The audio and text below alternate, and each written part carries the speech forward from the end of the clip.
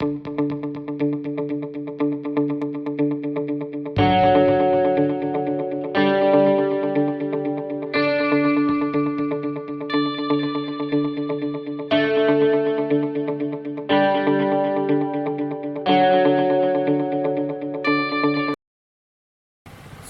Guys, this is प्रांजल।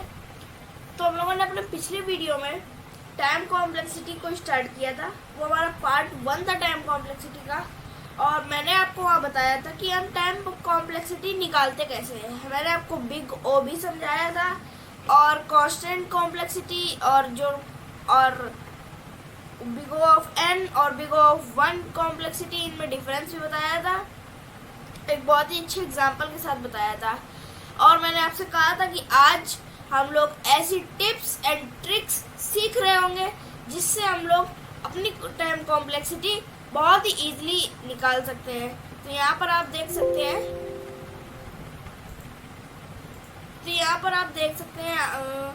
यहाँ पर मेरे पास दो कोड है। ये फर्स्ट कोड है। तो हम पहले अपनी ट्रिक्स देखेंगे, उसके बाद हम अपने कोड को उस ट्रिक से एनालाइज करेंगे। सो हमारी फर्स्ट ट्रिक ये है कि drop the constant term. Drop the constant term का मतलब क्या है? अब आपको यहाँ पर दिख रहा होगा कि ये कोड है।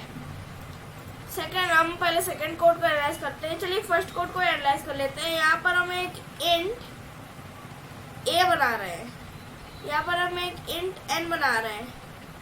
वो कुछ भी हो सकता है, नेवर माइंड। तो यहाँ पर हमारा एन बन गया। सो ये एन को क्रिएट करना, इसमें जितना टाइम लगेगा वो कभी नहीं बदल सकता, वो कभी नहीं बदलेगा, वो हमेशा सेम रहेगा। एन हमेशा उतने टाइम में ही, एक इंटीजर उतने टाइम में बनेगा, चाहे उसका साइज कितना भी बड़ा हो। अगर आप एन का साइज 1 लाख कर देंगे तो इंटीजर वो नहीं स्टोर करेगा। अगर आपने एन का साइज 1000 कर दिया है तो उतने ही टाइम में वो क्रिएट कर देगा उस इंटीजर को, जितने टाइम में वो एन की वैल्यू 0 को क्रिएट करेगा। सो ये कांस्टेंट टर्म है। तो हमें इस कांस्टेंट टर्म को देखना ही नहीं है। अपनी टाइम कॉम्प्लेक्सिटी निकालते वक्त हमें अब कांस्टेंट टर्म को नहीं देखना है। सो हम इसे डिस्कार्ड कर देंगे। सो अब हम लोग अपना सेकेंड टिप देखेंगे, which is drop the non dominant term. Non dominant term का मतलब क्या हुआ? हमने अपना कांस्टेंट टर्म तो हटा दिया, लेकिन अगर हमारे पास टाइम कॉम्प्लेक्सिटी, अगर हम अपने सारे फंक्शन, हमारा फंक्शन जो कर रहा है उनको प्लस कर रहे हैं, और कुछ हमारे पास कुछ ऐसा आ रहा है 2 + n स्क्वायर, ये n स्क्वायर है तो आप समझ रख सकते हैं 2 + n स्क्वायर। तो इस कॉम्प्लेक्सिटी में हमारा 2 टाइम ये जो हमारा कोड है ये n स्क्वायर में चलेगा। ये क्यों चलेगा ये मैं आपको बाद बताऊंगा, लेकिन आप समझ लीजिए इसकी टाइम कॉम्प्लेक्सिटी n स्क्वायर है। मान लीजिए यहाँ हम एक इंट बना रहे हैं, इंट a = 0। यहाँ हम एक इंट बना रहे हैं। मान लीजिए कि ये इंट 2 टाइम लेगा, 2 हमारा टाइम है जो ये इंटीजर लेगा। अब हमने तो अपने यहाँ पहले ही ट्रिक में देख लिया था कि ये ड्रॉप कर देगा, तो यहाँ पर हम इंटीजर को नहीं मान सकते कि इंटीजर हमारा 2 लेगा। लेकिन अगर हमारे पास यहाँ एक इफ एल्स लगा होगा तो वो ले सकता है। तो हमने मान लिया कि ये टाइम कॉम्प्लेक्सिटी, इसको जोड़ के हमारी टाइम कॉम्प्लेक्सिटी निकलेगी, बट नहीं, हम इनको नहीं जोड़ते हैं। इसमें से नॉन डोमिनेंट टर्म है 2, इस 2 को हमें डिस्कार्ड करना होगा। ये 2 हमारा कोई काम का नहीं होगा, क्योंकि ये 2 हमारी टाइम कॉम्प्लेक्सिटी में उतना फर्क नहीं ला सकता है। लेकिन n स्क्वायर, अगर वो स्क्वायर हट जाए तो बहुत फर्क आ जाएगा। अगर आप थोड़े पढ़ चुके हैं, एक्सपोनेंट्स को पढ़ा है अच्छे से, तो आप समझ सकते हैं कि अगर स्क्वायर हट जाएगा n में से तो n स्क्वायर और n में बहुत बड़ा डिफरेंस डिफरेंस आ जाएगा, बट 2 को ऐड करने से वो ज़्यादा डिफरेंस नहीं ला सकता, इसलिए वो नॉन डोमिनेंट टर्म है, उसे हम डिस्कार्ड कर देंगे। सो हमारी टाइम कॉम्प्लेक्सिटी निकलेगी आखिरी में जाके big O of n square. यहाँ पर मैं n स्क्वायर लिख नहीं पा रहा हूँ, आप समझ आइएगा, ये स्क्वायर यहाँ पर ऊपर 2 चढ़ेगा, तो आप समझ सकते हैं कि यहाँ पर कैसे हुआ है। सो हमारी जो थर्ड ट्रिक है, third and the last trick, which is break the code in fragments.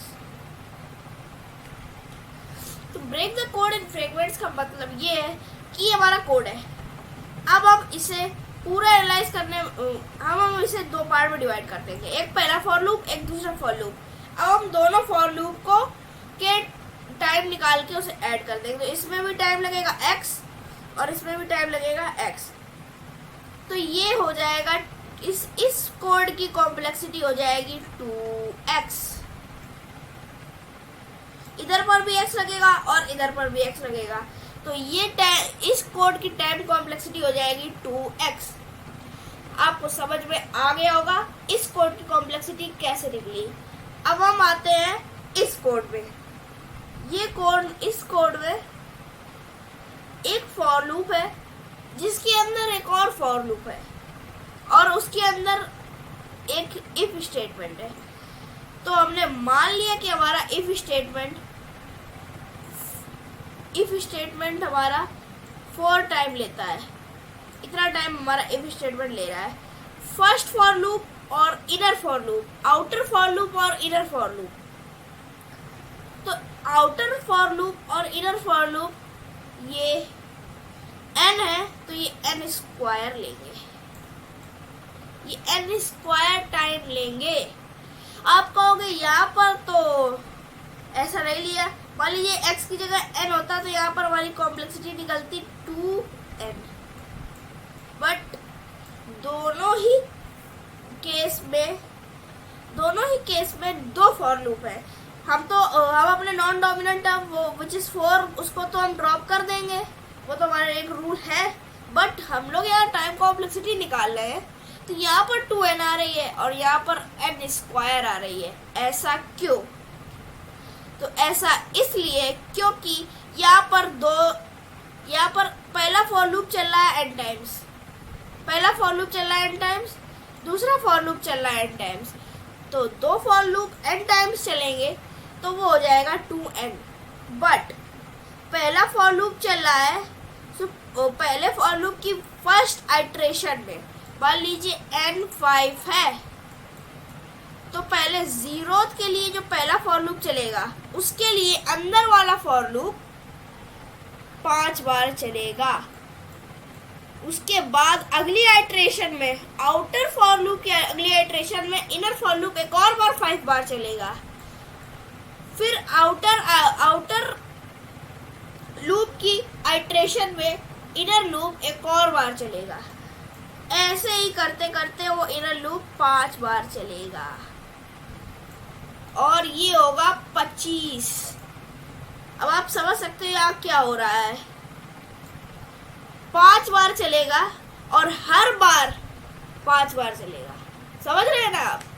5 बार चलेगा और हर बार भी 5 बार चलेगा। So this is the code. n square इसलिए क्योंकि आउटर लूप के अंदर एक और लूप है, के अलग लूप नहीं है।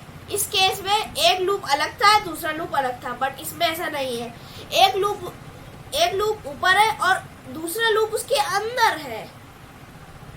आप लोग को समझ आ रहा होगा। कभी आप ऐसे कोड लिख के दिए, बबल सॉर्ट का ये कोड है। आप बहुत सारे कोड वो कर सकते हैं, सोच सकते हैं। तो यहाँ पर हमारी टाइम कॉम्प्लेक्सिटी आएगी n स्क्वायर।